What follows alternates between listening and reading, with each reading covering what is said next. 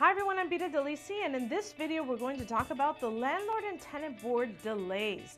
Oftentimes we receive calls and either landlords or realtors are asking us, what's the update? What's going on with the landlord and tenant board? Have the delays improved? Well, here's your update. If you go back to COVID, going back to about 2020, 2021, COVID really did a number at the landlord and tenant board. And what it did is that it created a huge backlog. About 50 to 55,000 applications were being filed, but they weren't receiving notices of hearing until about 7 to 8 months down the line.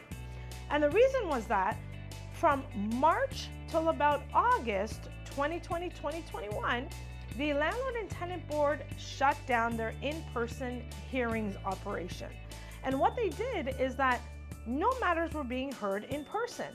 And in August of 2020 or 2021, the landlord and tenant board decided that they're going to hold online hearings via telephone and via Zoom. Well, this was in an effort to work through all of that backlog.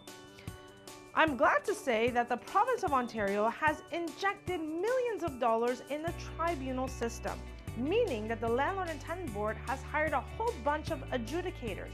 But as you know, when you hire a new employee, you have to train them, and that can take time.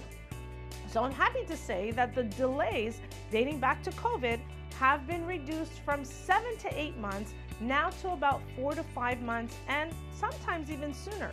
Sometimes we file applications and we receive a notice of hearing in 3 months. But I always say you never know.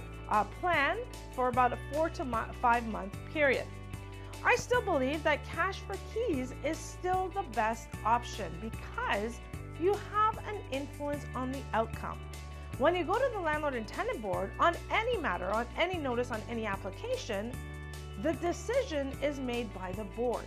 You have zero influence on the outcome. When you consider cash for keys, you may not get exactly what you want. You may not get 100% of what you want. That never happens in negotiations. However, you may get 60% of what you want.